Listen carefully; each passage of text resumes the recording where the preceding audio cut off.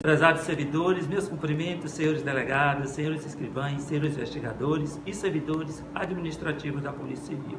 Estou aqui para falar da Operação Eleição para o pleito eleitoral 2018.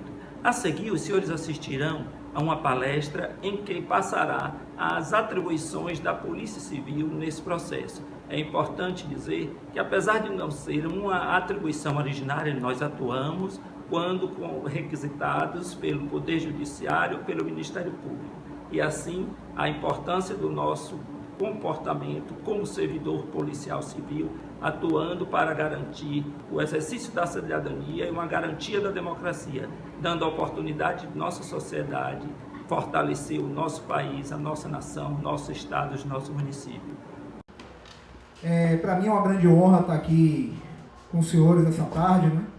Para falar um pouco sobre o processo eleitoral desse ano, o papel aí importante que a Polícia Civil realiza também dentro desse processo, né, eleitoral, na garantia aí da ordem da votação, do cumprimento da legalidade, na busca da legitimidade democrática. E queria agradecer então a oportunidade e saudar a todos na pessoa da doutora Elane, né, que está aí chefiando a CADEPOL, né, nessa direção, sem dúvida nenhuma, fazendo um grande trabalho. Então, ela já me apresentou, né? É um prazer estar aqui com os senhores, repito mais uma vez. E nessa tarde de hoje, o que eu pretendo é bater um papo realmente sobre o papel da Justiça Eleitoral e peculiaridades sobre a eleição de 2018, e também como a Polícia Civil pode contribuir para a lisura do pleito que se realizará na semana que vem já, no próximo dia 7 de outubro, né? O primeiro turno, e o segundo turno no dia 28 de outubro, se ocorrer.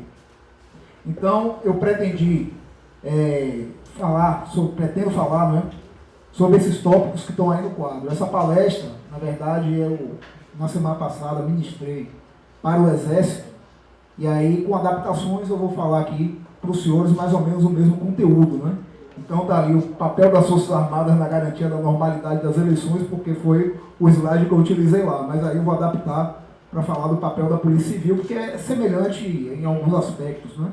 A gente vai trabalhar isso aqui. Então, a ideia é falar inicialmente sobre o que é que a Justiça Eleitoral faz, qual é o seu objetivo institucional, né, na busca da legitimidade democrática, quais são os cargos em disputa e as peculiaridades das eleições gerais de 2018 na Bahia, traçar um panorama geral sobre esse aspecto.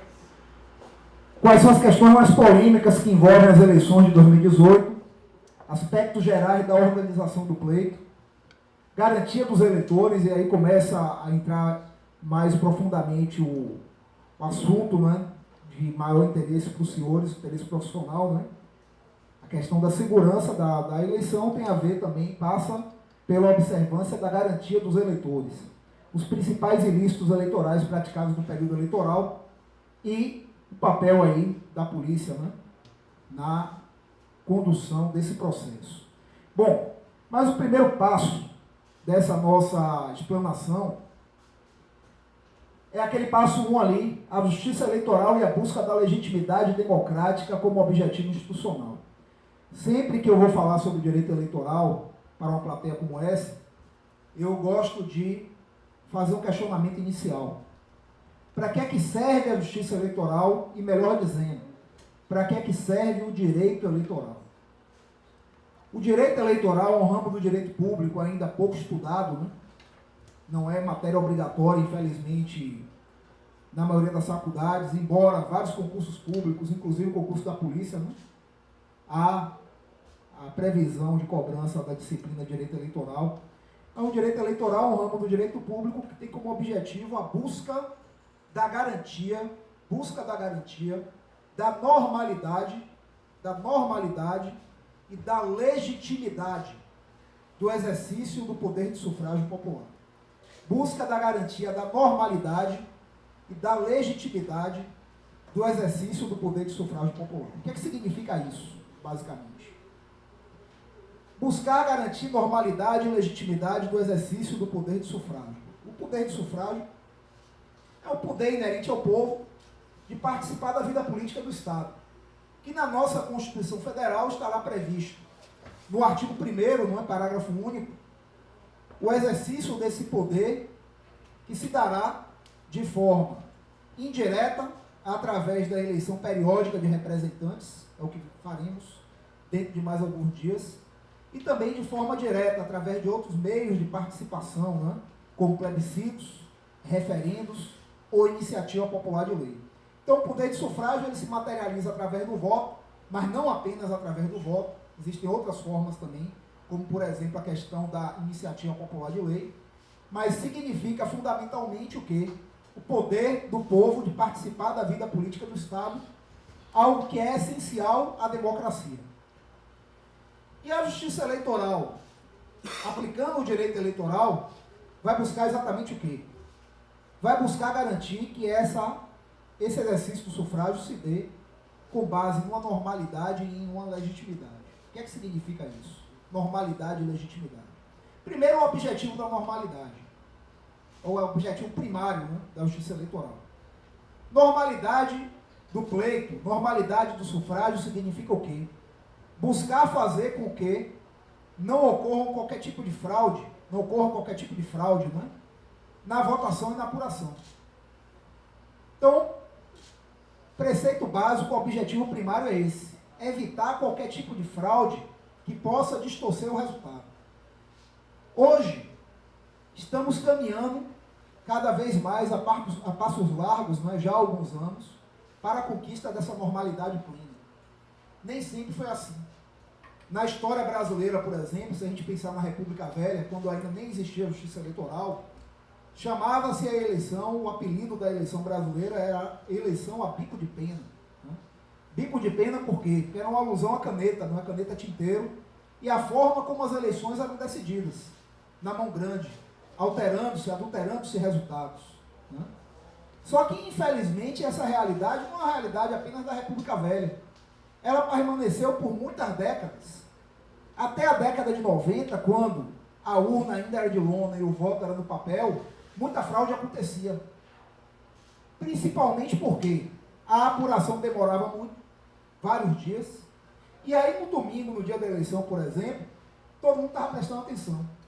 Mas lá pela quarta-feira de madrugada, a fiscalização já não era mais a mesma, era a hora de adulterar o resultado. Então o candidato A teve 10 votos, passava a ter 15. O candidato B, que teve 15, passava a ter 10. Alterava-se o mapa de votação, né, na caneta. E isso gerava uma ilegitimidade do processo democrático. Como superar isso? A urna eletrônica chegou. E aí um primeiro esclarecimento importante, não é? A urna eletrônica representou um grande avanço para a democracia brasileira. Não só pela celeridade na apuração das eleições, mas principalmente pela confiabilidade, pela impossibilidade de alguém alterar o resultado com a caneta. Então hoje a gente tem uma apuração e uma totalização muito rápidas.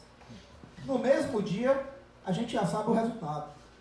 Mas mesmo assim algumas dúvidas terminam surgindo em torno da urna eletrônica. Muita gente duvida, por exemplo, da sua confiabilidade.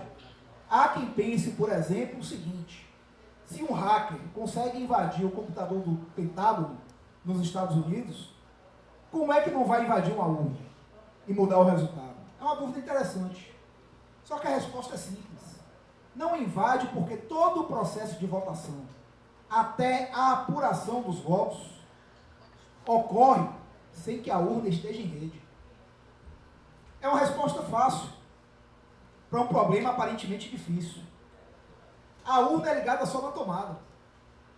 Quem já foi mesário sabe como é que acontece. A votação começa às 8 da manhã, vai até às 5 da tarde. Mas antes disso, o presidente da mesa já tem a responsabilidade, junto com os demais mesários, de tirar a urna da caixa. A urna já está lá preparada, né, com os dados dos eleitores, dos candidatos, toda lacrada. Tira-se a urna da caixa, liga-se na tomada e a urna começa a processar o seu software. Fazendo a primeira grande pergunta do dia: deseja imprimir a zerésima? O que é a zerésima? é o documento que comprova que naquela urna não tem voto. Ou seja, 0 voto na urna, a urna está habilitada a começar a receber votos. 8 da manhã começa a votação, vai até às 5 da tarde de forma ininterrupta. Quando chega às 17 horas, se ainda tiver algum eleitor na fila, ainda poderá votar. Quando o último eleitor vota, o que é que o presidente da mesa faz? Digita um código, encerra a votação, e aí a urna faz uma outra pergunta. Deseja imprimir o boletim de urna, o BU? O que é o BU, o boletim de urna? É o documento que a urna fornece como resultado da votação naquela urna. Então, a primeira grande dúvida que muita gente tem, né? Quem apura a eleição no Brasil não é a Justiça Eleitoral. Quem apura é o mesário, imediatamente. Acabou a votação, a apuração é imediata. E observe, sem que a urna esteja em rede. O que a Justiça Eleitoral faz, aí sim utilizando rede, é totalizar o resultado. Ou seja, somar os boletins de urnas de todas as urnas do Brasil para a gente chegar ao resultado final. Aí existe a rede, aí existe a possibilidade do hacker. Mas observe, se por acaso um hacker invadisse esse sistema de totalização e mudasse o resultado, o que é que iria acontecer? Teríamos um boletim de urna, que é um documento público, que é inclusive distribuído para os representantes de candidatos. Uma cópia é colocada na porta do local de votação, outra cópia no cartório eleitoral. E esse boletim de urna, que tem o resultado daquela sessão eleitoral, ele prevalece. Então, se houver divergência entre o que foi divulgado e o boletim de urna, prevalece o BU, o boletim de urna. Então, esse mito de que o hacker vai invadir a urna e mudar o resultado, não cabe. Mas aí existe uma outra dúvida. Quem me garante que a urna é confiável? Eu não sou especialista em informática, né? Mas posso responder. Quem me garante que a urna não desvia o voto? Que votando em A eu não estou votando em B. Bom, eu confio na estatística e no procedimento que eu vou falar aqui agora dos senhores, que demonstra a confiabilidade da urna. As urnas, como eu disse, são preparadas e lacradas. Isso já está acontecendo. E aí, no sábado, véspera da eleição, o que é que acontece no Brasil inteiro? Algumas urnas são sorteadas. Urnas que já estão preparadas para a eleição do domingo. São sorteadas aleatoriamente. E essas urnas sorteadas são substituídas por outras. Aquelas que foram sorteadas são retiradas do local de votação e levadas para a sede do TRE. Isso no Brasil todo. E lá no domingo da eleição, o que é que acontece? Uma votação simulada nessas urnas. Um processo de auditoria onde, durante o dia inteiro, servidores da Justiça Eleitoral votam nessas urnas, só que é tudo filmado, gravado, na presença de testemunhas. Com que objetivo? Chegar no final do dia, se imprimir o BU e ver se o resultado confere com aquilo que foi digitado. Isso é feito no Brasil inteiro há 22 anos. Nunca ocorreu o resultado ser divergente. Então, eu particularmente acredito na confiabilidade da urna por esses dois motivos. É um software que poderia ser programado para roubar a eleição. Mas se isso acontecesse, já teria aparecido. Não apareceu. Então, a normalidade eleitoral, de certa forma, nós conquistamos. O que ainda existe, em termos de fraude no processo eleitoral, que a tendência é reduzir, é eleitor votando no lugar de outro. Isso ainda acontece. Mas a biometria está aí para tentar acabar com isso, né? O eleitor será identificado com a sua impressão digital e dessa forma será muito mais difícil alguém votar no lugar de outra pessoa. O grande desafio, entretanto, da Justiça Eleitoral não é a normalidade, é a legitimidade. Esse é o maior de todos os desafios e é onde começa o trabalho dos senhores. O que é que vem a ser a legitimidade do sufrágio que a Justiça Eleitoral busca preservar com o apoio da Polícia Militar, da Polícia Civil, das Forças Armadas? A legitimidade significa buscar fazer com que o eleitor tenha total liberdade, total autonomia para decidir. Não basta que tenhamos uma urna eletrônica confiável e uma cabine indevassável, fechada, onde o eleitor só esteja ele e a urna. Não basta isso. É necessário que a mente do eleitor esteja livre. Que ele esteja livre de qualquer tipo de pressão para votar. Então, a Justiça Eleitoral vai buscar garantir o quê? Garantir que, por exemplo, a informação chegue ao eleitor de forma digna, combatendo a propaganda irregular, a propaganda enganosa, a fake news. É necessário também que a Justiça Eleitoral combata o quê? O abuso do poder econômico nas eleições, o abuso do poder político, o mau uso dos meios de comunicação social. É necessário se combater crimes eleitorais, como, por exemplo, a corrupção eleitoral. Esse é um dos grandes desafios. Compra de voto.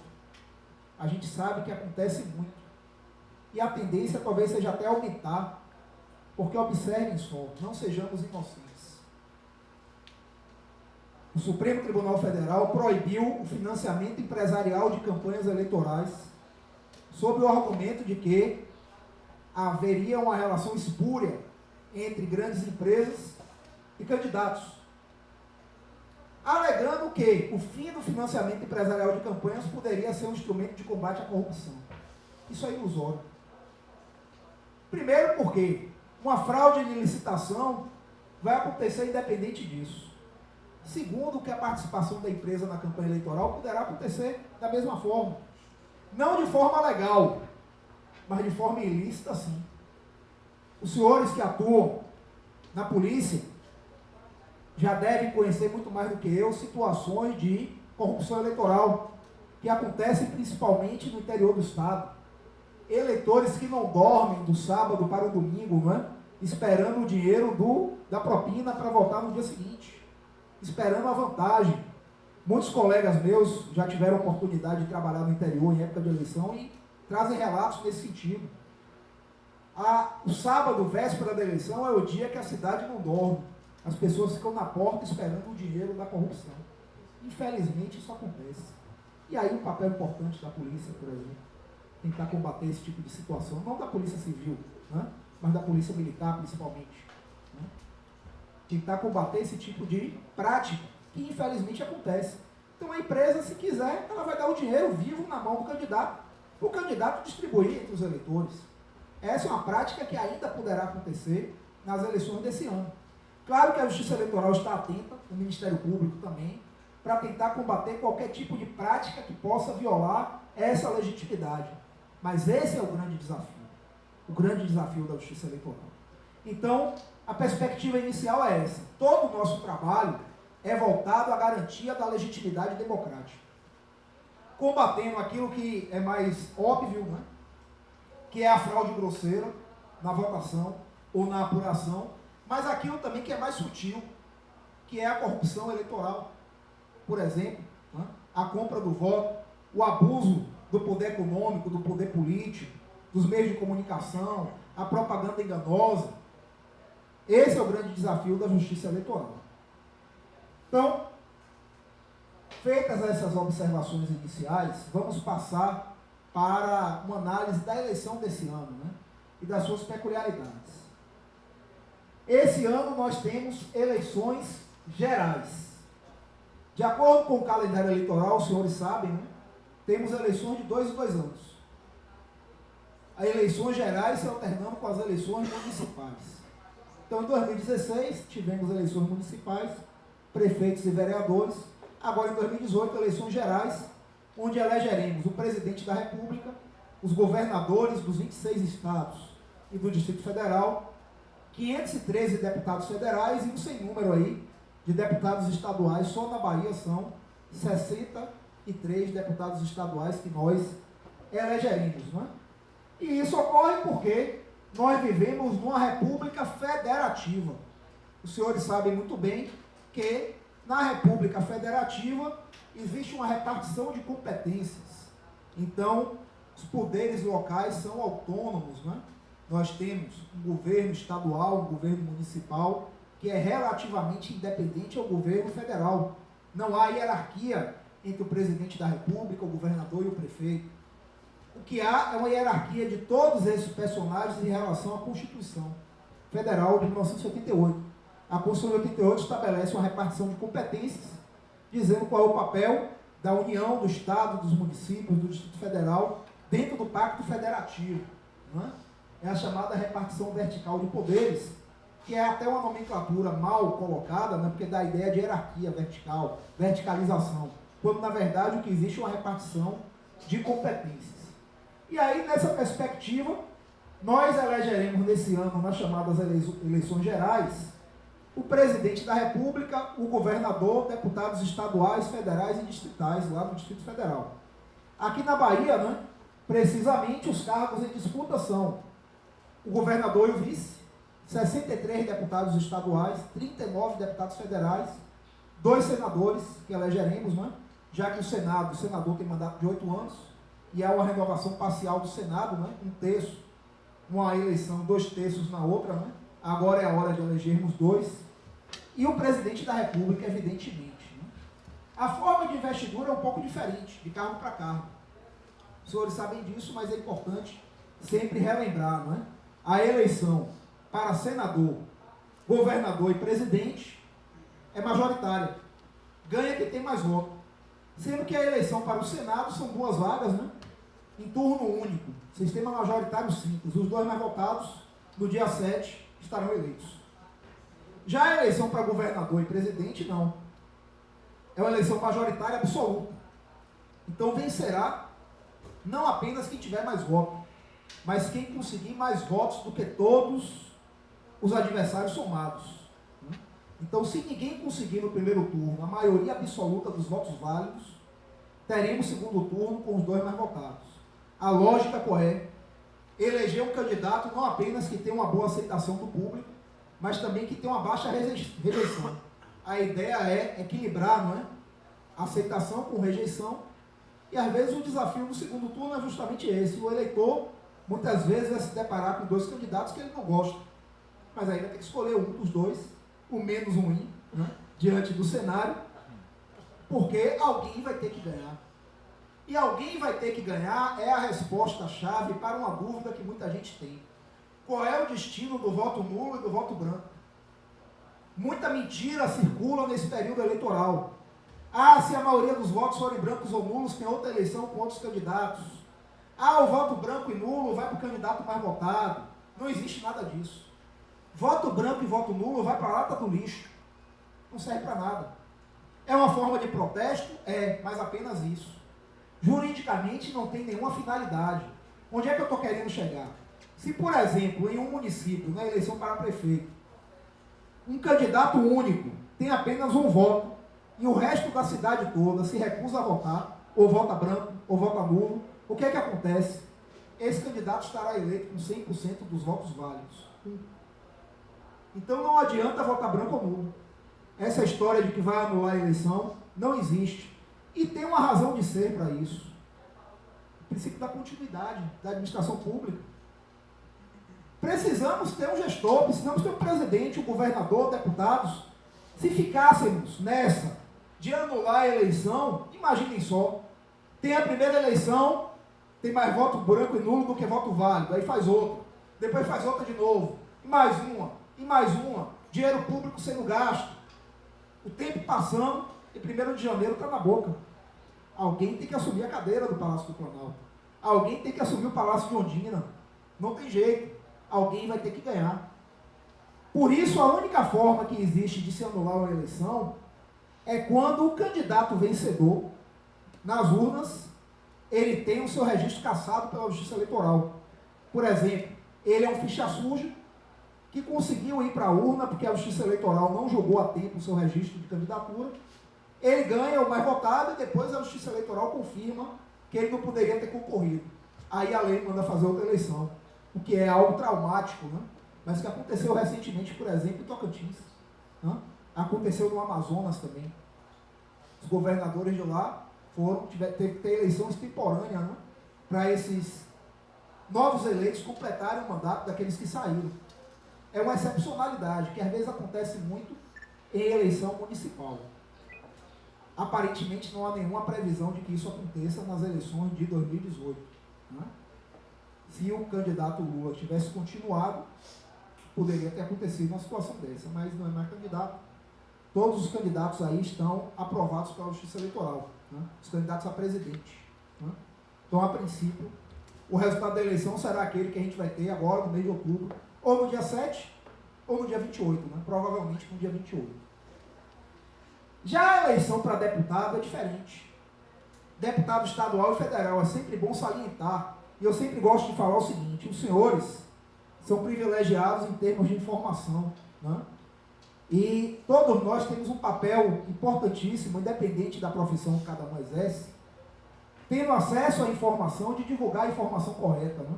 Principalmente numa época em que a gente vive a deflagração da mentira o tempo inteiro nas mídias sociais, né? E aí o que é que ocorre? A eleição de deputado, ela é uma eleição diferente da eleição de senador, de presidente ou de governador. Por quê? Porque não necessariamente o candidato mais votado vai ganhar. Você pode ter candidatos eleitos com menos votos e candidatos derrotados com mais votos. Por quê? Porque a lógica da eleição de deputado e de vereador é uma lógica diferente, é a lógica proporcional. O sistema proporcional é um sistema pensado para garantir a representatividade das minorias. Então a lógica é basicamente o seguinte: temos 100 vagas em disputa. Se o partido A ou a coligação A consegue 10% dos votos válidos, ou seja, excluídos os brancos e nulos e também as abstenções, a lógica é que esse partido A consiga mais ou menos 10% das cadeiras em disputa. Então, se são 100 vagas, 10%, 10 cadeiras. O partido A lançou 40 candidatos, teve 10% dos votos válidos, ele vai ter direito aqui a 10 cadeiras. Os 10 mais votados do partido A estarão eleitos. A ideia é essa, a lógica é essa. E aí você pode ter um candidato que seja o 10º do partido A, com menos voto, por exemplo, do que o 5º do partido B. Só que o partido B teve 3 vagas só. E esse 5º do partido B perdeu a eleição, mesmo com mais votos do que o 10º do partido A que ganhou. Se a gente pensa a eleição como uma disputa entre pessoas, isso é injusto. Mas se a gente pensa como uma disputa entre ideias, entre partidos, não é. O sistema proporcional existe para garantir a representatividade das minorias, garantir a pluralidade democrática. O problema é que o eleitor não sabe disso. E aí, por exemplo, um candidato como Tiririca, né? Aqui a gente pode falar o nome dele porque ele não é candidato da Bahia, né? Tiririca é candidato pela 3ª vez a deputado federal. Por que será? Na verdade, Tiririca foi escolhido candidato não por ser um grande nome da política, mas porque ele é um humorista de sucesso, é um artista talentoso e é um puxador de voto. O eleitor que votou em Tiririca, por exemplo, em 2010 e fez dele um campeão de votos, achava que estava dando um voto de protesto. Só que esse voto de protesto ajudou outras pessoas a se elegerem, inclusive um deputado que era o presidente do partido e que estava envolvido em crimes, né? Era processado à época no Mensalão. Conseguiu ser eleito, mesmo não tendo uma votação tão expressiva, por causa de Tiririca. Porque o que é que acontece? A votação de Tiririca foi tão grande que só com os votos de Tiririca o partido dele fez 4 vagas. Uma do próprio Tiririca e mais 3. Então, hipoteticamente, se o partido só tivesse 4 candidatos, Tiririca e mais 3, e os outros 3 tivessem 0 voto, esses 3 estariam eleitos, mesmo com 0 voto. Aliás, já aconteceu isso na história brasileira uma vez. Em 1946, tivemos um deputado federal do Acre eleito com 0 votos. Muito interessante, por causa do sistema proporcional. Então, o puxador de votos existe para isso. E cabe a todos nós o quê? Divulgar aos nossos conhecidos a importância de pensar bem quem vamos votar para deputado, né? Porque às vezes a gente vota num indivíduo que é conhecido nosso, que é um amigo, ou que é um palhaço, não é? Que a gente não tem candidato, quer dar o voto de protesto, e ajuda a eleger outras pessoas. Então o voto no deputado não é um voto apenas na pessoa do deputado. A gente tem que ver qual é o partido ao qual ele pertence, e mais do que isso, qual é a coligação, né? Porque ainda é pior, às vezes o partido está coligado com outros partidos, e o seu voto pode ajudar a eleger alguém que nem do partido que você gosta é de outro partido que está coligado com aquele. Então essa é uma questão muito grave e importante, que falta informação. Então todos nós temos, de alguma forma, o dever de informar as pessoas sobre isso, né? É assim que se faz uma boa democracia. Bom, na eleição desse ano, eu já falei então sobre os cargos em disputa, né? Vou falar aqui rapidamente de alguns dados estatísticos. Nós teremos na Bahia habilitados 10.393.170 eleitores. Foram habilitados dados do dia 9 de maio, que foi o dia que o cadastro fechou, né? Claro que depois disso um monte de gente já morreu, infelizmente, né? Então, não vamos ter 10.393.170 eleitores. Alguns vão viajar, alguns vão estar doentes, alguns morreram, né? Ou vão morrer até lá, e não vão votar, né? Infelizmente é a realidade, né? Compensação, muita gente vai nascer também, até o dia 7 de outubro, né? Mas não vão votar, exatamente. Então, o ponto de corte foi esse, 10.393.170 eleitores, sendo que em Salvador teremos 1.827.436 eleitores. A curiosidade é que o número de eleitores em Salvador diminuiu da eleição passada para essa. Por quê? Por causa do recadastramento biométrico. Éramos 2 milhões de eleitores em Salvador, mas muita gente não foi fazer a biometria. E quem não fez aqui em Salvador, já que era obrigatório, teve o título cancelado. Havia, inclusive, uma ação, arguição de descumprimento do preceito fundamental, que o PSB ajuizou, e o Supremo julgou ontem. O PSB tentava trazer de volta esses eleitores, o Supremo disse que não. Muita gente criticou o Supremo, mas na verdade o Supremo agiu corretamente. Principalmente porque a eleição é semana que vem. Não? Eu até admito que essa ação pudesse ser proposta há mais tempo, mas agora ia ser um tumulto total. Já está tudo pronto. Não daria para... É como ela fala, que é segurança jurídica, né? Pois é, segurança jurídica. Então houve um certo oportunismo aí. Né? Eu penso assim, é sempre o outro lado da moeda. Né? Para tumultuar, eu acho que a intenção foi tumultuar realmente. Eu acho que o Supremo agiu corretamente. Por outro lado, a Justiça Eleitoral já faz esse recadastro há muito tempo, né? Não é de hoje. Tem aquelas filas todas acontecendo no final, porque as pessoas deixaram, infelizmente, para a última hora, né? Então, há muito tempo, na verdade, esse recadastramento já estava acontecendo. Bom, então, o maior município, evidentemente, da Bahia é Salvador, o menor é Lagedinho, 3.235 eleitores apenas, né?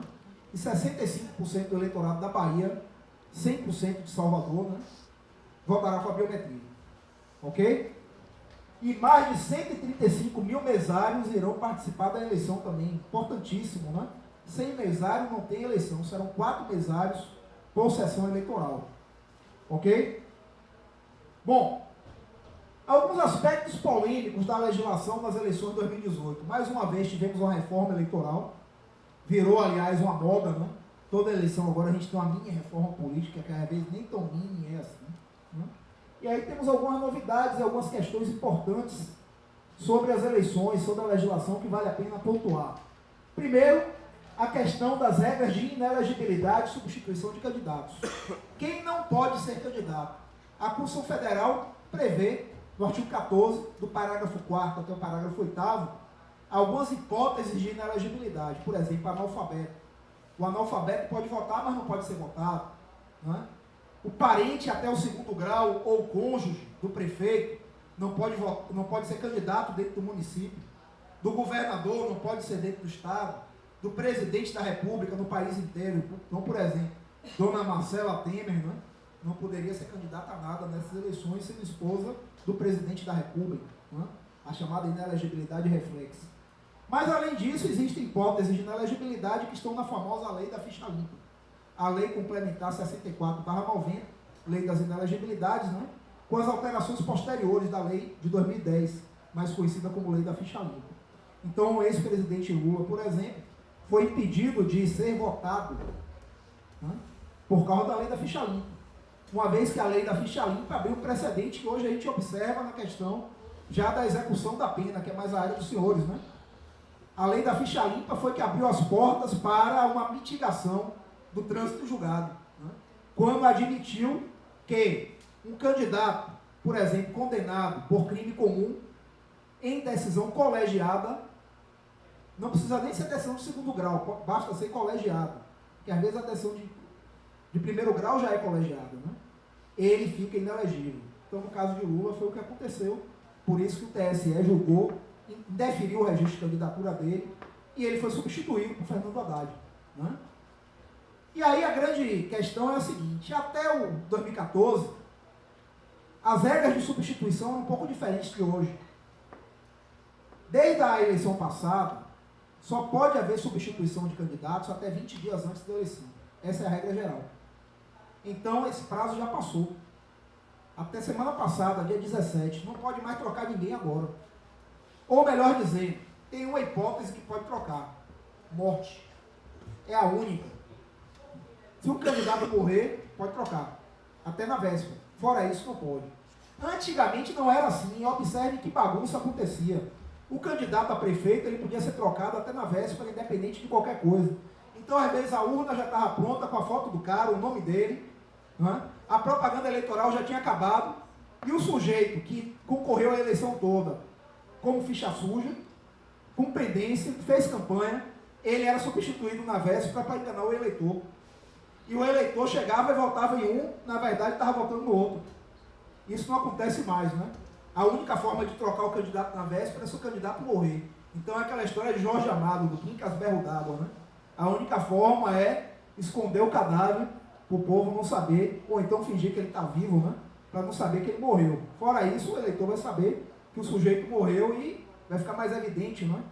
Que o voto naquele sujeito não vai para ele, vai para outra pessoa, vai para um substituto. Ok? Nulidade das eleições, eu já falei. O voto nulo do eleitor, dado voluntariamente, não anula a eleição.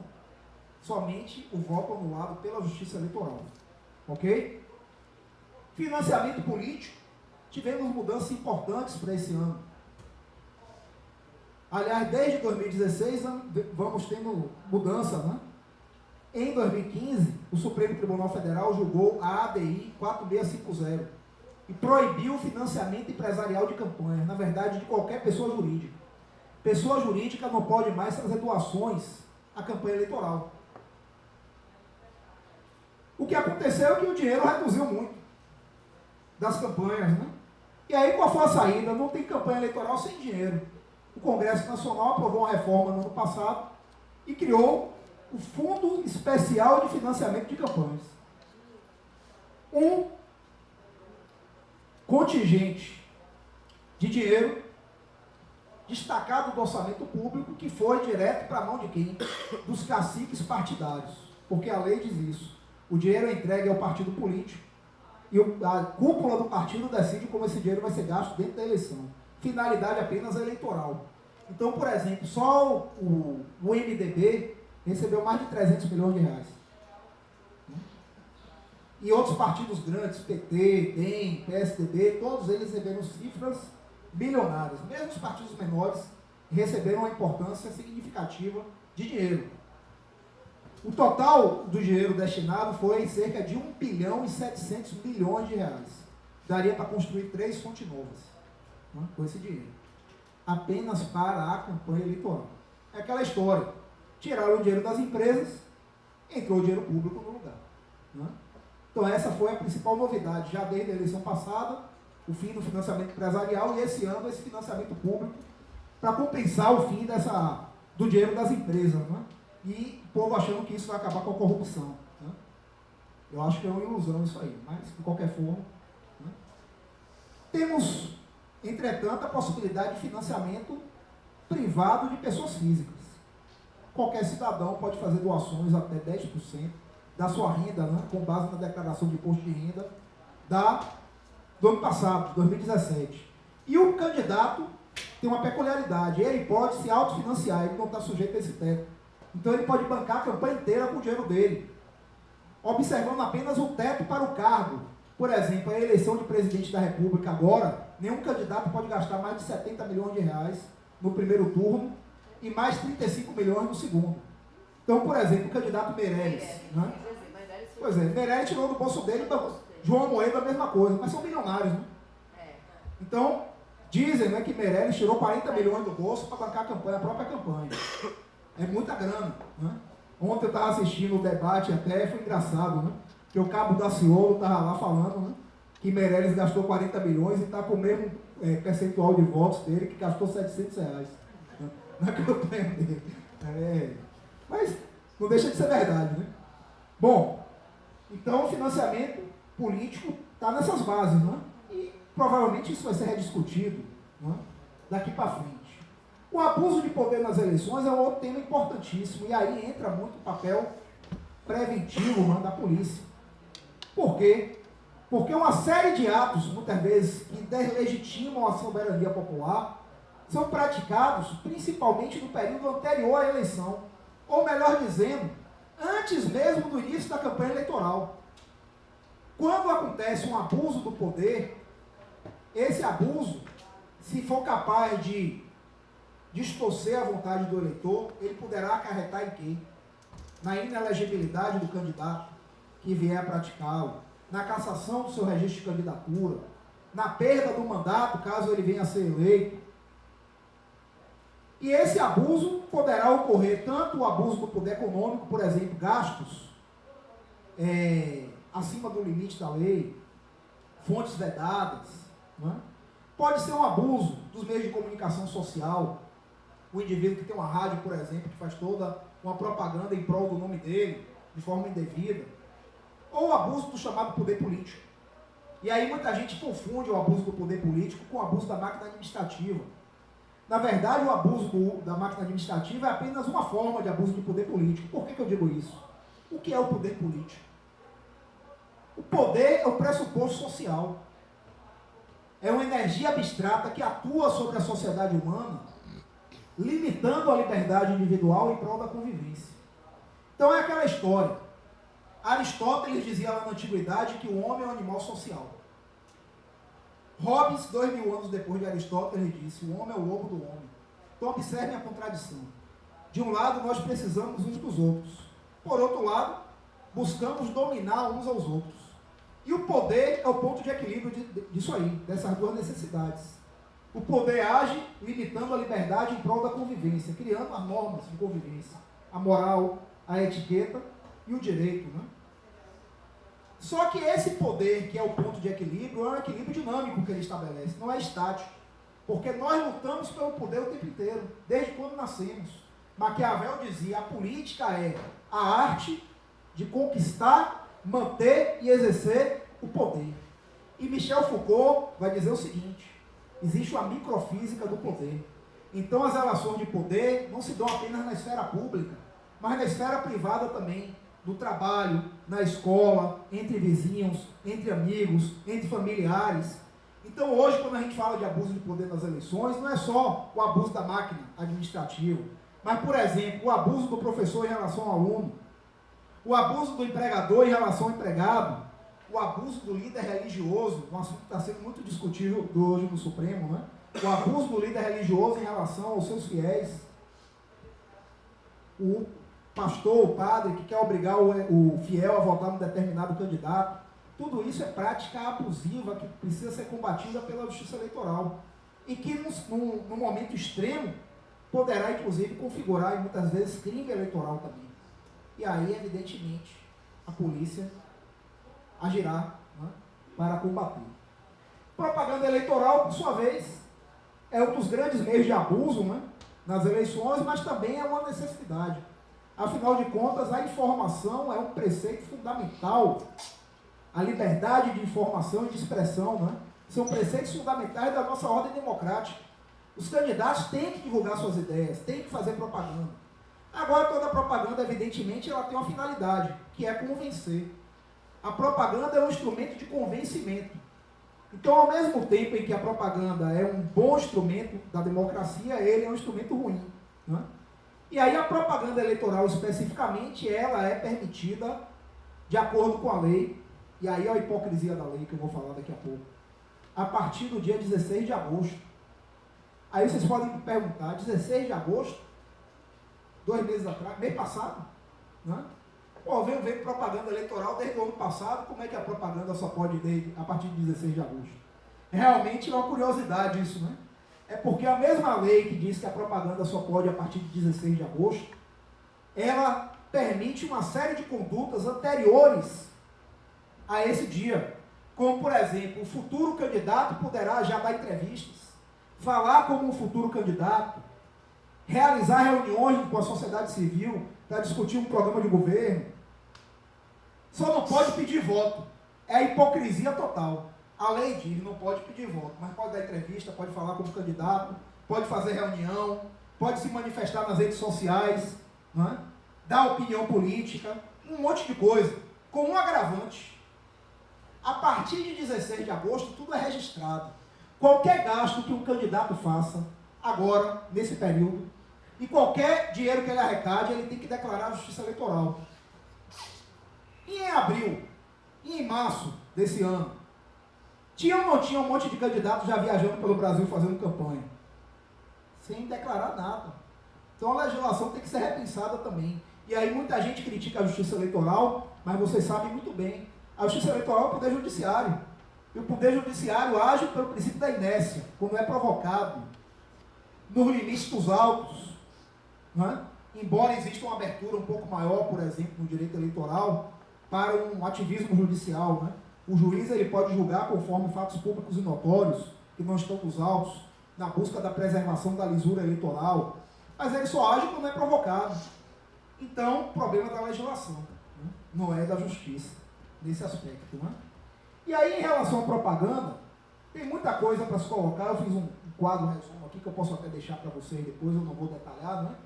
Que eu acho que não interessa aqui no tempo que a gente tem discutindo, mas algumas questões interessantes só para pontuar, inclusive com novidades. Carro de som, por exemplo. Pode ou não pode usar carro de som? Eu não tenho visto carro de som na rua. Né? Interior tem muito. Mas qual é a questão do carro de som? Né? Houve uma mudança na legislação em relação ao carro de som. Ele não foi proibido, mas houve uma restrição. Qual é a restrição? O carro de som só pode ser utilizado das 8 da manhã até as 22 horas em carreatas ou passeatas. Antigamente não. Antigamente a gente via os carros de som circulando o dia inteiro na cidade. Agora só em carreata ou passeata. O problema é o que é uma carreata e o que é uma passeata. A lei não define. Né? Quantos carros precisam para ter uma carreata? A pergunta é essa. Na minha opinião, 2. Eu penso assim. Por quê? Porque também eu sou mais liberal em termos de propaganda. É uma questão mais pessoal. Eu acho que se a lei não está proibindo, não cabe ao intérprete proibir. Então, 2 carros é uma carreata, eu entendo que é. Agora tem tribunal dizendo que é 3, tem tribunal dizendo que é 4, o TRE da Bahia ainda não se pronunciou sobre isso. Né? Mas, de qualquer forma, se for um carro só, não é carreata. Certo? Então, é um aspecto importante, não é? E no dia da eleição, daqui a pouco eu vou falar, não pode ter carreata. Pode até a véspera, até o sábado. Mas no domingo não. Certo? Propaganda no rádio e na televisão. Aí, só gratuita, não é? E no período definido do horário eleitoral gratuito. Então a gente está nesse período agora. Durante 35 dias, não é? Vai acabar quinta-feira o horário eleitoral, dia 4 de outubro. 3 dias antes da eleição. E aí no segundo turno, se tiver, na sexta-feira, depois do segundo turno, né? Dia 12 de outubro, dia das crianças, né? Feriado, começa o horário eleitoral do segundo turno, se tiver. Propaganda no jornal e na revista impressa é um pouco diferente. Por quê? Porque no rádio e na TV é gratuito. E emissora de rádio e de TV não pode se pronunciar a favor de candidato nenhum, tem que dar tratamento igualitário. O jornal e a revista podem fazer editorial a favor ou contra candidato. É uma questão interessante, não é? Porque não são consideradas concessões públicas. Rádio e TV é. Em compensação, existe uma regrinha que é o seguinte: se alguém quiser botar um anúncio no jornal, pode colocar? Pode. O jornal não é obrigado a deixar ninguém fazer anúncio. Mas se deixar para um candidato, tem que deixar para todos. E existe limite, não tamanho. Então, por exemplo, um jornal tabloide, como o Correio da Bahia, pode ser até 1/4 da página. Um jornal como a Tarde, que é um pouco maior, 1/8. Então tem essas regrinhas, né? Que aí não importa muito também para a gente ficar entrando nesses detalhes. Aqueles cavaletes, pode, que a gente via muito na rua, esses acabaram. Mas em compensação, observem só para vocês perceberem que tem coisas que a gente não está vendo, mas que são permitidas. Não pode botar cavalete, mas pode, a lei permite, colocar mesa para a distribuição de material de campanha. E a lei não diz como é essa mesa, o tamanho dela, nada disso. Diz apenas mesa para distribuição de material. Então imaginem só, um candidato pode pegar uma mesa, colocar um cartaz na mesa e uma pilha de santinho em cima, com a pedra para não voar. E bota uma mesa atrás da outra, com um cartaz lá para dizer que aquela mesa é do candidato tal. Precisa botar alguém distribuindo? Não. É self-service. O sujeito pega lá o material e vai. Está dentro da lei? Tá. É uma brecha? É. Mas o advogado está aí para isso, né? Para buscar a brecha para o cliente dele. Né? Por isso que o advogado eleitoralista e o marqueteiro são peças fundamentais dentro do processo eleitoral. Então vocês, na polícia, vocês devem agir para coibir, claro, sob determinação aí do juiz eleitoral, do exercício do poder de polícia, aquilo que é irregular. Uma mesa para distribuição de material de campanha não é. Agora, no dia da eleição, essa aqui é a questão fundamental. Né? No dia da eleição, a chamada boca de urna, essa é proibida. Ela é vedada. A boca de urna é proibida, é crime eleitoral. Antigamente, há muitos anos atrás, permitia-se a boca de urna. Falava-se até o seguinte: desde que mantenha uma distância mínima do local de votação, 200 metros. Não é? Hoje não. Nenhuma boca de urna pode. A boca de urna é um crime previsto no artigo 39, parágrafo 5º da Lei das Eleições, com pena prevista de detenção de até 6 meses e pagamento de multa. A multa varia de 5 mil a 15 mil UFI. Uma UFI está cotada em R$1,06. Então, pouco mais de 5 mil reais é a pena mínima, podendo chegar a pouco mais de 15 mil reais. Imaginem aí, é uma pena pesada. Né? E o que é que seria a boca de urna? Distribuição de material de campanha no dia da eleição, carreatas, passeatas no dia da eleição. Tudo isso é proibido. O que é permitido? É permitida, de acordo com a lei, não configura a boca de urna, a chamada manifestação individual e silenciosa do eleitor. Então observe, de um lado a boca de urna é proibida, mas existe a liberdade do eleitor de manifestar sua vontade. De que forma? Individual e silenciosa, e exclusivamente, isso aqui que é muito importante, exclusivamente através de broches, adesivos, bandeiras e dísticos. Certo? Broches, dísticos, bandeiras e adesivos. Então, o cidadão pode, por exemplo, chegar com uma camisa toda adesivada. Mas, curiosamente, se ele tiver uma camisa botada, não pode. Pois é, tem muito, né? Na última eleição, por exemplo, presidencial, né, a gente viu, no segundo turno, que a candidata Dilma, é fato público notório, não tem por que negar, vários correligionários dela no Brasil inteiro estavam com a camisa, com a foto dela, com aquela foto do coração valente, né, que ela usou na campanha. Aquilo é proibido. Porque, curiosamente, se fosse uma camisa branca com um adesivo daquele tamanho, podia. É incoerente até, não é? Talvez por isso até que tenha se feito vista grossa, porque realmente a regra é muito sem sentido. Mas por que é proibida a manifestação com a camisa? E não na camisa? Na camisa pode através de adesivo, mas não com a foto impressa. Para evitar que o partido distribua brinde. Porque a distribuição de brinde, essa é proibida. E o que é um brinde? É aquilo que tem valor fora da mensagem, para além da mensagem. Por exemplo, um santinho não é brinde. Serve para quê? Um papel? Nada. Mas uma caneca serve. Uma bola serve. Uma camisa serve. Às vezes o sujeito não tem camisa nenhuma, vai ficar grato porque ganhou uma camisa nova e vai votar naquele candidato. Ou o filho dele, perto do Dia das Crianças, vai ganhar uma bola, que está lá com o número do candidato, e ele vai votar no candidato porque ganhou a bola. Por isso que desde 2006 não pode mais distribuir brinde. Embora a legislação desse ano tenha criado uma brecha, né? Porque disse que agora pode vender, que não podia. Então os partidos podem vender brindes. E aí é mais um problema, né? Saber se vendeu ou se foi distribuído. Diga aí, por favor. Essa restrição da camisa é de candidatos e partido. Isso. por exemplo, a camisa do Lula livre, de que forma seria interpretado isso? Boa pergunta, excelente pergunta, né? Lula não é candidato, não é um partido, não é? A camisa do Lula livre ela tem que ser considerada uma camisa de apoio ao candidato Haddad? Ou vale tanto quanto a camisa do Bahia ou do Vitória? Né? Interroga-se, né? Pois é uma interrogação. Sua pergunta é muito interessante. Né? Aí, se tiver um caso desse, acho que a Justiça Eleitoral vai ter que se pronunciar realmente. Né? Porque, a princípio ele não é candidato, mas não deixa de ser a principal liderança. Né? Pois é. E pode haver distribuição de camisa do Lula livre, por exemplo, de forma irregular, talvez. Né? É uma questão realmente interessantíssima essa aí. Né? Eu acho que dá para interpretar que é proibido. Eu acho que sim. Eu também acho. Né? Pela... contexto, é isso. E o direito a gente interpreta no contexto, não interpreta na norma fria. Né?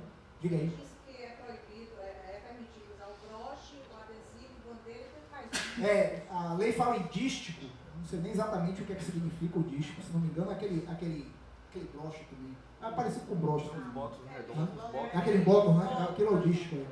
Então, o dístico, o broche, o adesivo e a bandeira. Então, o candidato pode chegar, o eleitor, melhor dizendo, pode chegar com a bandeira? Pode. Agora, observe as peculiaridades. É individual e silenciosa. Então, o que significa? Um eleitor com a bandeira é uma coisa. 10 eleitores meio calados, né? Um do lado do outro. Não pode, porque deixa de ser individual. Passa a ser coletivo. E aí é aquela história, a polícia chegou, cada um para o lado, um correu para o lado, para não configurar ali a aglomeração, exatamente. Professor, diga aí. Essa manifestação silenciosa significa que um indivíduo ele não pode sozinho, sem camisa, sem bandeira, sem nada, abordar alguém e dizer vote em fulano, vote em fulano. Não pode, não pode. Claro que isso é muito difícil de se observar na prática, né? Até porque tudo depende do contexto, mais uma vez. Você está na sua casa, conversando com seus familiares, tentando convencer seu pai a votar no candidato fulano de tal. Isso aí não é boca de urna, meu ver. Né? Isso é mais na redondeza do fórum. Ou em lugar público, né? É isso. Local público. Embora, exatamente, embora a boca de urna seja proibida em qualquer lugar, mas tudo deve ser interpretado dentro de uma razoabilidade, né? E a principal questão de razoabilidade que eu sempre gosto de falar é o seguinte, aí até um pouco contra a lei, do que eu vou dizer. A lei é muito clara, é crime eleitoral, não tem dúvida. Mas a gente tem que pensar o seguinte, a boca de urna é, acima de tudo, um problema social. Então, aquele cidadão que está ali distribuindo material, ele está para ganhar um trocado, às vezes para comprar o pão do dia, para comprar o presente do filho dele no dia das crianças. Claro que isso não justifica, por si só, a atitude criminosa, que é. Mas eu, por exemplo, falando para os policiais militares, aí mais para eles até do que para os senhores, né? E para o pessoal do Exército também que vai fazer essa parte, eu sempre digo o seguinte, aborde o eleitor, recolha o material de campanha e libere. Eles apresentam a delegacia. Pois é. Agora, se houver resistência, aí tem que levar para a delegacia, rapidinho. E qual delegacia? Polícia Federal, a princípio, né? Porque os crimes eleitorais são crimes federais. Porém, naqueles lugares onde não tem Polícia Federal, é a Polícia Civil, é com os senhores. Quase todos. Né? Quase todos, né? Então é com os senhores mesmo. Interior Né? é. Pois é, exatamente. Porque a princípio a lei diz, é a Polícia Federal, mas onde não houver Polícia Federal, é a Polícia Civil. A Polícia Civil está em todos os lugares, a Polícia Federal não está, né? Pois não, diga aí. Na prática, não, deixa assim, eu só vou complementar, porque minha pergunta é um pouco atrás do que você falou. Mas assim, onde houver Polícia Federal, mas mesmo aqui em Salvador, existindo, na verdade, no dia da eleição, a Polícia Militar leva para a delegacia. Leva para lá, né? Leva para a delegacia, não leva para a Polícia Civil. Né? A gente não vai argumentar essa questão, até deveríamos. Não, aqui em Salvador... leve lá para a Polícia Federal. Mas, na verdade, vai para as delegacias. Mas a minha pergunta aí, com relação a essa questão, é assim, de que forma o senhor nos orientaria? O que o colega levantou, a questão que com certeza vai ocorrer.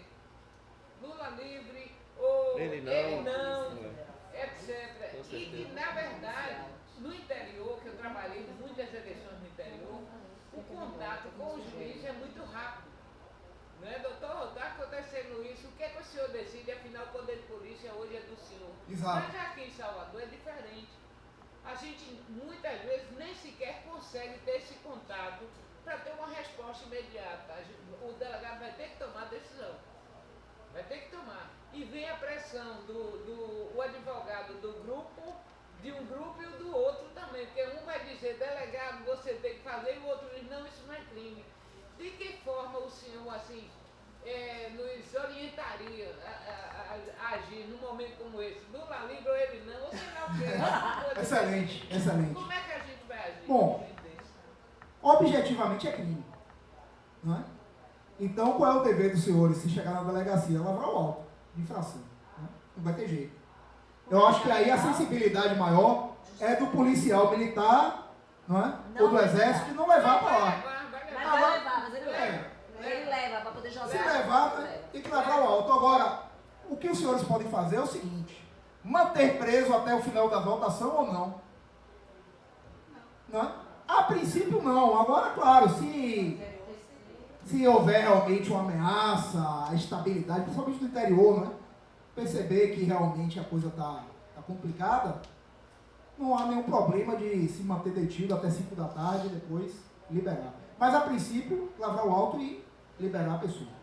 No interior, pelo menos do que eu presenciei, se você segurar uma pessoa, só vai poder liberar quando o juiz se pronunciar.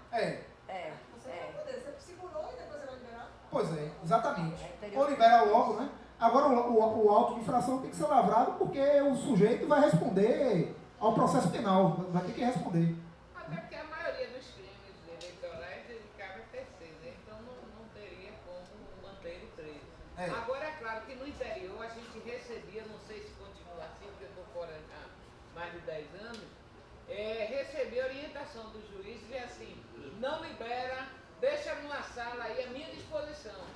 Então, a responsabilidade é dele. Depende muito do juiz, doutora, e da região. não, eu estou dizendo assim, Depende muito do juiz. Às vezes, muitos já como a fazem doutora Cátia fala, entendeu? como há uma acessibilidade com o juiz, Sim. tem juiz que manda liberar, tem juiz que manda segurar. Geralmente você se reúne, eu pelo menos na minha época.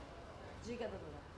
Essa questão, por exemplo, da camisa Lula livre, né? Eu não estou falando de partido, eu estou falando de candidato. Especificamente, embora no contexto, como foi a gente sabe que é, né? Mas como a legislação é para punir, e a gente tem que interpretar, entender o estrito senso, não seria melhor considerar Porque uma conduta típica? uma Sim. legislação punitiva? Sim, é isso. Dentro da perspectiva de que a liberdade deve prevalecer. Deve prevalecer. Eu acho que seria melhor considerar como uma conduta típica. Mas lá vai dar confusão. Pois é, porque senão vai sair prendendo um bocado de gente, né? Porque agora Pois é. E, na verdade, se a gente for pensar, exatamente, se a gente for pensar, a nossa legislação, na verdade, é uma legislação ultrapassada em muita coisa. Agora tem o seguinte, doutor, num momento como esse, e com certeza esse pleito vai ser bem mais tumultuado do que eu acredito que o anterior. Nós, delegados, estaremos assim numa situação muito difícil, viu? Com certeza. Difícil. Eu, na verdade, eu vou optar, e até a corregedora-chefe está presente, e me desculpe se eu estiver errada, é cumprir a lei, literalmente. Entendeu? Eu não vou fazer nenhum tipo de juízo de valor ou dizer assim, não, essa conduta pode ser atípica ou não. Porque, na verdade, nós poderemos ser apontados, está do outro lado, está apoiando o candidato X e por conta Mas disso- isso aí a senhora, infelizmente, não vai ter como fugir. Não, mas aí é o seguinte, O outro lado sempre vai dizer eu que... serei legalista, tá? Aqui na lei, não me cabe aqui fazer uma interpretação, não, eu vou cumprir e acabou. Mas um caso desse como o Lula livre é complicado, porque a lei não é clara, né? Durma com barulho desse. Lula livre, você tá bem. Pois é, e aí? Pois é, exatamente. Não, ele vai cortar uma discussão, porque eu fiz concurso público, ele não vai poder me demitir. Aí a saída, talvez seja, sabe qual? Existem outros tipos penais. Por exemplo, existe o tipo penal de provocar tumulto no dia da eleição. Aí não necessariamente seria a boca de urna, mas um tumulto, não é? pode ir por esse outro caminho, né? Lavrar o óculos nesse sentido, né? Mas se o homem está lá silente, apenas com a camisa... Não está querendo tumulto com ninguém. Pois é. De um lado, ela diz que a questão da lei, eu concordo plenamente em cumprir estritamente o que está na lei, porque é o seguinte, o juiz manda, segure, tá, depois ele mesmo segura a conduta, o que ele disse, aí vem uma representação, aí o delegado vai responder, até isso acabar, porque é muito claro. Começa que nós temos aqui a Polícia Federal, que nós somos... É porque o papel deles, aqui seria na Polícia Federal. Nossa, já começa por aí. E os senhores vejam o seguinte, que assim, até os senhores mesmos, que estão envolvidos no processo, que estão jogando para nós as orientações, não tem interdição. Se botar juiz aqui, perfeito, porque também tem um interesse. E aí a gente fica num jogo muito duro. Nós já estamos aqui quando não deveríamos, em tese, porque já se sabe, a Polícia Civil já sabe, que a Polícia Federal não vai assumir. Para o senhor ter uma ideia, domingo à noite nós tivemos uma apreensão de moedas falsas. Aí a colega telefona, nós mandamos para a Polícia Federal. Só que quando, e isso foi no local que estava como evento, o colega disse, eles não vão aceitar, é mesmo, passarinho, que você deve saber bem do que eu estou dizendo aqui. Aí não vai aceitar. O colega mesmo já disse, eles não vão aceitar, não deu notícia, eu não vou receber. Aí mandei que a colega mandasse para a Polícia Federal. Foi para a Polícia Federal. Sabe com que argumento voltou? Que a falsificação era grosseira, por quanto se o estelionato não era da Polícia Federal. A Polícia Federal não quer fazer se não for verdadeiro. Não se faz, não for é isso chamativa. mesmo. Aconteceu comigo isso. Agora, como é que eu posso definir que é Aconteceu comigo isso, grosseira? na décima segunda. Não tá, pô, eu mandei pra lá e mandei voltar. A mesma coisa. Eu pergunto, no caso da camisa, ela pode ter diversas conotações. Eu, particularmente, digo que, sendo a questão do Lula livre, uma coisa eu não deixo de fazer. Se apresentar e o entendimento for de que há publicidade, a única coisa que eu não deixo de fazer é uma ocorrência não delituosa. Que o que ocorre, apreendo o material. O que for necessário até para evitar outros problemas, que agora deixar recolher enquanto aguarda juiz, enquanto está na dúvida, para depois eu responder por abuso de autoridade. Exatamente, muito bem colocado. Muito bem colocado. Porque não tem juiz que não tenha. No caso da dúvida, eu vou pela Não tem juiz que não tenha. eu lavo a ocorrência não delituosa, mas vou pela atipicidade. Se não tiver elemento suficiente, eu não aconselho, a colega nenhum correu risco. Lá na central, eu vou conversar com os meninos e as meninas, vou ser muito clara. A gente vai vir, eu vou fazer questão de estar lá, muito menos, a gente já sabe, aí, olha filha, passa aí. E hoje existe uma campanha de boa parte da sociedade, né? Eu não quero estar na pele do colega que a retenção pode impedir o direito de Interior voto. é horrível. Mais difícil para Interior é um mas não inferno. tem nada não. Se a polícia eu quero saber o seguinte, É um inferno. se é de competência federal, então a atribuição é da Polícia Federal. Agora, tem juiz federal de plantão, que eu também não posso mandar para o estadual, porque ainda tem isso. Eu, enquanto polícia estadual, posso lavrar o procedimento, mas a remessa é para federal. Quem vai estar de plantão para receber? Na verdade, se tratando de crime eleitoral, né, os autos deveriam ser remetidos ao juiz eleitoral. Ao juiz eleitoral. Ao juiz eleitoral. Então, tudo bem, não deve ter o plantão. Sim, que todos vão estar de plantão. Tem. Que é federal. Que é federal. É a Justiça Federal, exatamente. Olha só, no nosso Que caso, é federal. em que pé seja crime federal. Então, gente, o núcleo central, o núcleo, não é a central de flagrante, o núcleo não deve ser utilizado, a não ser que lá eles se utilizem como posto da Polícia Eleitoral, da Justiça Eleitoral. E deveria ser, até voltava para o central para a gente, era só chegar e... Onde esses juízes serão de plantão? Estarão aqui na capital, lá no tribunal. Né? Todos os cartórios eleitorais funcionam lá na sede do TRE. Ficam abertos o dia inteiro. Mas, só complementando o que a doutora ali falou, uma coisa muito importante, que o meu raciocínio que eu ia falar, a nossa legislação ela é um pouco ultrapassada em termos de liberdades. Né? é muito restritiva em muita coisa. Então, observe, a gente está aqui discutindo se o sujeito pode ou não pode usar uma camisa com lula livre, ou ele não, ou ele sim. Né? Realmente é uma coisa que deveria ser repensada, a liberdade de expressão, que é um valor constitucional, fica onde? Na verdade, a nossa legislação, ela infantiliza o eleitor em muitos aspectos, né? O eleitor não pode fazer isso, não pode fazer aquilo. Se a gente for comparar, por exemplo, a eleição do Brasil com a eleição dos Estados Unidos, é completamente diferente. Né? O senhor não acha que são brechas intencionais para poder ter toda essa saída, principalmente em situação de eleição do Brasil? Sempre, né? Eu não tenho nem dúvida, porque a gente sabe que qualquer legislação fica sempre a brecha para uma saída estratégica. Pessoal, se o senhor parar e analisar a questão de plotagem, né? Por que essa restrição de tanta coisa? É tão sutil, você está entendendo que o efeito é o mesmo. Pois é, difícil. dificílimo. Outra coisa, a questão da venda. Como é que eu vou provar que não foi vendido? Pois é, exatamente.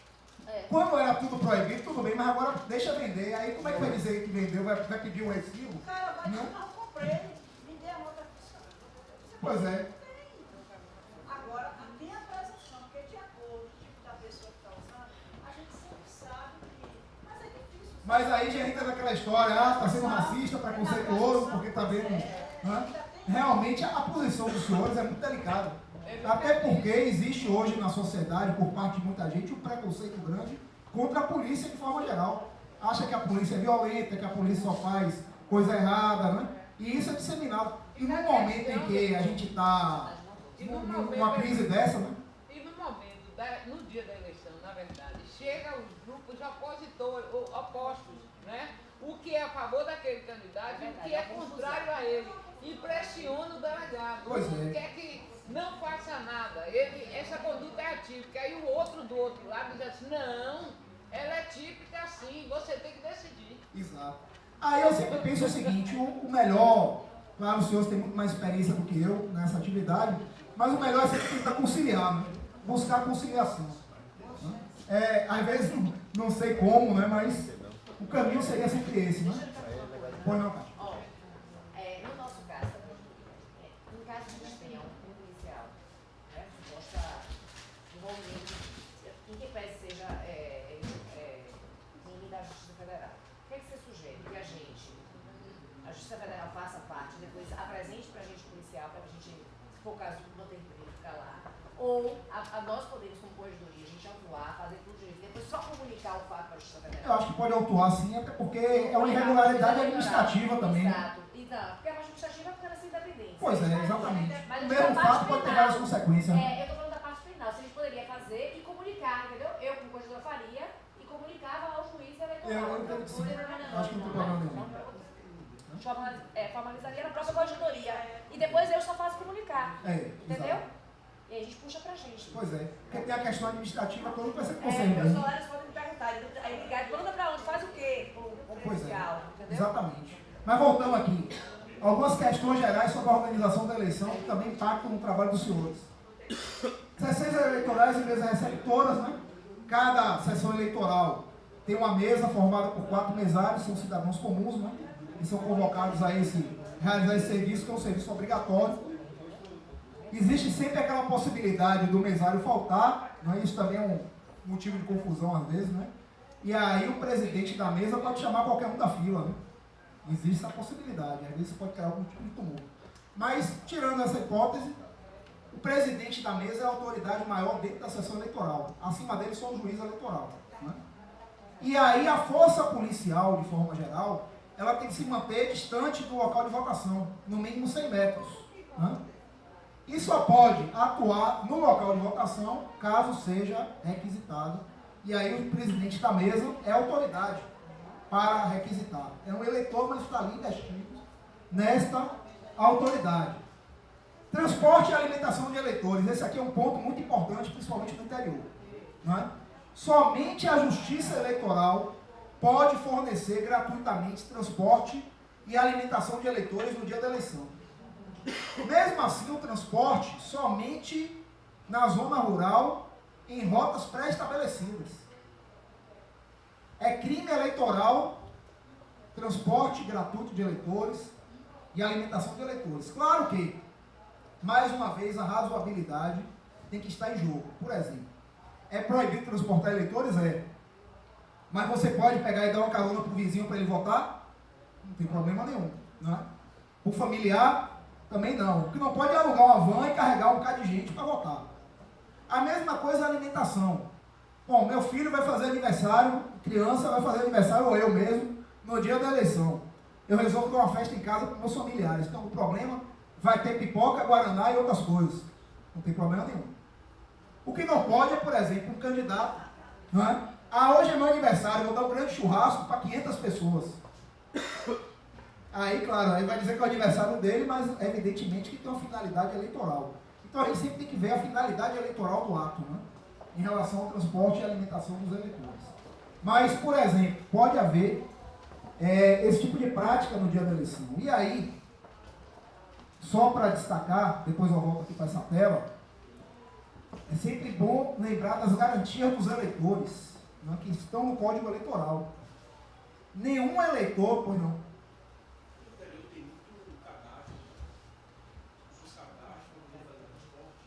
Sim, mas aí é a Justiça Eleitoral que autoriza.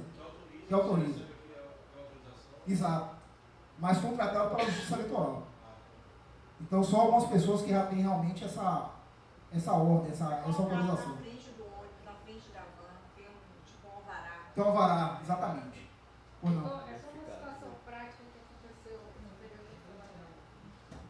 Diversas pessoas, conforme eles falaram, né? Só que o promotor e o juiz disseram, deixe aí até o final. Eles se cotizaram, a história deles era essa, se cotizaram e alugaram um ônibus. E o ônibus tinha o quê? Acho que 28 pessoas. Foi encaminhado sem fazer flagrante do transporte, né? Nenhum assumiu. Depois a gente foi saber que foi um candidato lá que tinha paz hoje, mas todos estavam... Complicado, né? Complicado. Pois é. Complicado demais. É estranho, né? As pessoas estão no ônibus porque não pegou um transporte comum, um táxi, ou um Uber, ou um ônibus de rua, né? Realmente, são os indícios, mas é o papel dos senhores nessa investigação. Os senhores sabem muito bem como é que atua, né? Nessa questão. Realmente é isso. Às vezes o crime nem sempre ele é evidente, né? As nuances é que são uma grande dificuldade, né? Mas aí, em relação à garantia dos eleitores, a partir da terça-feira da semana que vem, né, 5 dias antes da eleição, nenhum eleitor poderá ser preso, salvo um flagrante delito ou por determinação judicial em virtude de condenação criminal. A regra é não ter a prisão de 5 dias antes até 2 dias depois da eleição. Agora, evidentemente que essa regra, há um excludente que é, como eu falei, o flagrante delito, porque senão, né, agora todo mundo vai roubar, vai fazer o que quiser no dia da eleição, porque não pode ser preso. É evidentemente que os crimes comuns e os eleitorais também. Né? Eu acho, assim, analisando essa proibição, na verdade é porque se reporta, eu acredito, àquela fase anterior à Constituição Isso, exatamente. Da questão da prisão para averiguação, etc. Perfeito, né? é isso mesmo. Porque depois disso, realmente ninguém pode ser preso, em momento algum. Pois na verdade é um pleonasmo, não é um reforço de algo que... Já existe desde 88. Mas por exemplo, aqui vamos imaginar uma operação da polícia que vai fazer um cumprimento de mandato, uma prisão preventiva, isso não pode acontecer. Pois é. Então na Operação Lava Jato, vai lá, mandou fazer uma prisão preventiva de alguém, né? Isso aí, desses 5 dias não vai poder. Por quê? O objetivo que vem do Código Eleitoral de 65 é evitar que alguém seja preso só para não votar. Então eu vou prender um candidato adversário, o eleitor dele, um monte de eleitor para fazer diferença. Porque às vezes um voto faz diferença, dependendo da cidade, né? Então para evitar isso, então só quando realmente tiver um motivo forte como flagrante delito. Então, uma situação como hoje é a seguinte, porque a prisão em flagrante delito ocorre, mas o procedimento a ser adotado é que difere. Porque se for de pequeno potencial ofensivo, nem sempre quando os militares conduzem Exato. A verdade é que com o banco de mandatos hoje, né, muitas vezes eles são apresentados numa situação desse de crime de pequeno potencial e tem lá um mandado. Nesse caso, eu entendo que mesmo apresentado para a lavratura de um termo circunstanciado, não, que a prisão foi flagrante. Uma coisa é a lavratura do flagrante e a outra a prisão em flagrante delito, então o termo vai ser lavrado. É preciso que a gente veja agora que não vai, se ele tiver com o mandado no banco cumprir. Aí exatamente. a diferença entre prisão em flagrante delito e procedimento a ser adotado. Perfeito, exatamente. Era essa situação. Cadeia, uma coisa está realizando. Tudo é crime. O tipo de procedimento é que é diferente. Perfeito. Que acontece muito na central do flagrante, o policial chegar, conduzindo determinada pessoa e pelo MOP eles olha, tem mandado de prisão em aberto. Só que a gente vai checar, ver a procedência, ver se tá, aquilo está em vigência ou não. Então esse tipo de prisão não pode fazer. Não pode fazer, porque o mandado de prisão é em relação a outra situação. Então libera. E ele vai sair dando risada. Ver se o mandado é de uma sentença condenatória. E se for uma sentença condenatória, tudo bem, aí pode prender. Pode prender. Agora, se não for... Então, é uma situação realmente complicada, né? O flagrante, isso, teria que ser um flagrante realmente daquele crime, né? Mas aí a preventiva teria que ser vinculada também àquele crime específico e não a outro que ele tenha cometido, né? Por exemplo, se ele cometeu um crime eleitoral grave, aí você pode, né, mantê-lo preso em virtude daquele flagrante, daquele caso. Agora, se chegou lá na delegacia e descobriu que existia um mandado em aberto de outra coisa, aí é diferente, né? E os juízes estarão implantando estaduais no núcleo. Aí eles apreciam em menos de 24 horas, precisa se manter, se não manter, a gente representa. Pois é. Inclusive a eleição já passou aí, no caso, né? Agora, doutora. Sim.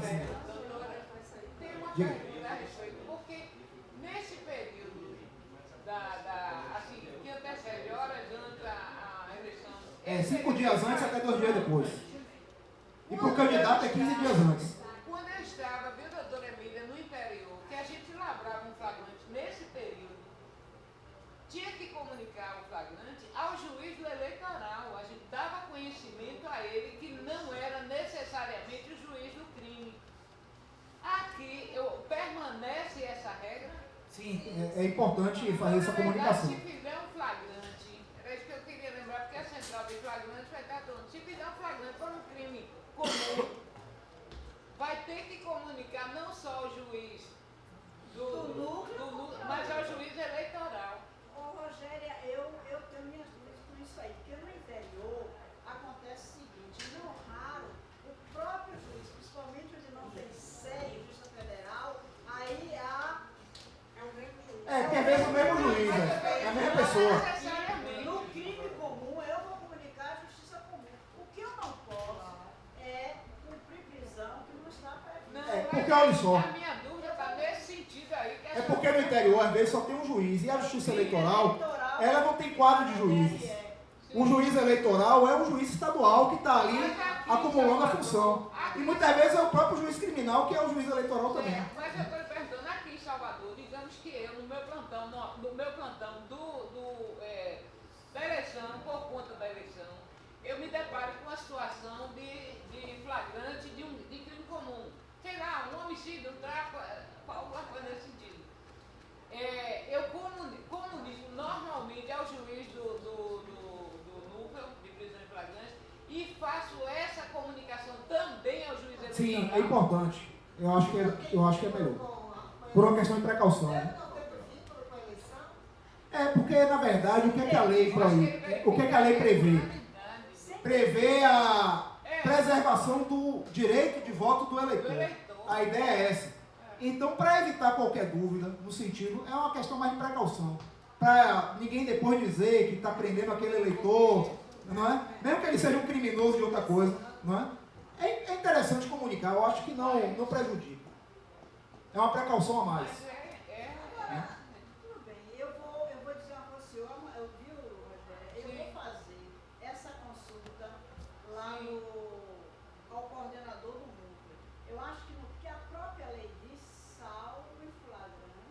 Isso, salvo flagrante delito. A lei agora, eu acho que os crimes eleitorais, eu particularmente, pode ser que eu esteja errado. Salvo o melhor entendimento, eu comunicaria os eleitorais, os comuns, ao juiz competente. Mas é bom esclarecer essa É bom fazer esse esclarecimento realmente. Porque se for pensar o bem jurídico que está em jogo, qual é o bem jurídico? A liberdade de voto do cidadão. E mesmo o indivíduo, se ele não tendo praticado um crime comum, ele não deixou de ser um cidadão por causa disso, né? Doutor, presente, pressuposto requisitos da lavratura de um auto de prisão em flagrante delito. Primeiro, que eu não posso deixar de fazer, e segundo, que é o juiz competente. Eu acho Com certeza. fala em crimes eleitorais, a comunicação ao juiz eleitoral. Mas pode ser que... mas é bom tirar essa dúvida, viu? É interessante isso. Isso até porque, na verdade, como a senhora está dizendo, se comunicar só ao juiz estadual, não é, do crime, se houver ali um crime eleitoral também, que por acaso não tenha sido observado, não é, ele irá oficiar a justiça eleitoral nesse sentido, né? Pois é. Bom, mas então os candidatos já não podem ser presos, já estão, porque é 15 dias antes, né, então já está nesse prazo, e os eleitores 5 dias antes, certo? E temos aí a possibilidade da prisão em flagrante, como estávamos dizendo. Então, transporte e alimentação dos eleitores, eu já falei. Sistema eletrônico de voto, totalização, já falei também. Início e encerramento da votação da mesma forma, né? Identificação do eleitor é uma questão interessante também, que pode gerar algum tipo de tumulto, né? Porque, por lei, obrigatoriamente o eleitor deverá se identificar com um documento oficial com foto. E o grande problema é que o título de eleitor não tem foto. Então, se o eleitor chegar apenas com o título de eleitor, ele não vai votar. Curiosamente, se ele chegar sem o título de eleitor e com a identidade, ele vota. Mas só com o título de eleitor, não. A novidade para esse ano é que, por causa da biometria, né, nós tiramos fotos. No título não tem, mas no cadastro do TRE tem. E aí o TSE criou o título eletrônico. Você pode baixar o seu título no celular. E esse título no celular, para quem fez a biometria, tem a foto. Então está se admitindo que é um documento oficial com foto. Então esse título do celular com a foto não precisa de documento mais nenhum. Agora o título comum de papel, esse tem que levar um documento oficial. E o que é documento oficial? Carteira de identidade, de motorista, de trabalho, não é? Passaporte, carteira de estudante. Aí pronto, ele já trouxe aí o título eletrônico com a foto dele. Esse aí, isso já é suficiente. Né? A identificação biométrica vai ser quantas digitais? A princípio você bota esse dedo aqui, mas se não der certo, qualquer um do. Não, lá no dia da votação. Vai ser com. Um só. Não, você tira todos por vários motivos. Por quê? Porque um pode não pegar, né? Demoraria muito a eleição esse ano, porque se exigiria as 5 anos. Não, é mentira. É um dedo só. Os outros, na verdade, é porque se um não pegar, você usa o outro. A ideia é essa. Né? É porque pegar... Eu, por exemplo, lá todos nós na Justiça Eleitoral, a gente teve que trabalhar no final do alistamento. Independente do setor que a gente trabalhava, todo mundo desceu para fazer. E eu atendi muita gente. E muita gente o dedo não pegava de jeito nenhum. Eu pegava um ou dois. Pois é. O equipamento, aquele equipamento é ruim. A verdade é essa. Não é de boa qualidade aquilo ali. É caro e não é de boa qualidade, infelizmente, né? E aí muita gente teve eleitor que nem um dedo pegou. Sim, nesse caso um eleitor compareça e não consiga, né? Vai ser como? Aí o mesário pode digitar um código e liberar para votar. E aí ele coloca na ata que o eleitor fulano de tal votou sem usar a biometria. Isso pode acontecer. Na verdade, então a biometria não é 100%, né? Primeiro você tenta a biometria, se não der... Essa é outra questão, a biometria interessante para a eleição desse ano, que é a seguinte: nós vamos dar 6 votos e com biometria. Então a tendência é que seja uma votação mais demorada. O dedo não vai pegar, né? 6 votos já demora muito mais, porque na eleição municipal você dá 2 votos só, vereador e prefeito. Aqui a gente vai dar 6. E com biometria... E vai ter que colocar em mensagem para botar o dedo no lugar. O dedo vai, não pega, é um negócio... Né? Vai ser complicado. O pessoal com medo de conjuntivite, né? Vai passar. Não é verdade? Quem usa ácido aí pra ficar com a mão fina, viu? Não pega não, viu? Pois é. Então, a identificação do eleitor, eleitores com prioridade, né? Os senhores têm prioridade. Polícia tem, militar, civil, né? Servidor da justiça. Dizer que vou votar, mas O senhor apresenta a carteira lá, né? Pode ter prioridade, servidor da justiça eleitoral, os candidatos, os idosos, as pessoas com deficiência, né? E aí uma curiosidade, está no Código Eleitoral que é crime não observar a prioridade na votação. Um crime que é praticado pelo mesário e por quem furar a fila. Acreditem nisso. Inclusive pode ter flagrante delito, que é crime, né? É um crime que deveria nem existir mais, mas está lá no Código. Então pode acontecer. Né? Outro crime que pode acontecer no dia da eleição, é interessante a gente observar essas práticas, eu já falei de transporte, da boca de urna, não é? É o tumulto, como eu falei aqui. Ou, por exemplo, o eleitor tentar quebrar a urna, jogar a urna no chão. Isso acontece às vezes e é crime eleitoral também. Né? E flagrante delito pode ser lavrado aí numa situação dessa. Né? Outra questão interessante, a lei seca. Não existe legalmente previsão de lei seca. Não está no Código Eleitoral, em lugar nenhum.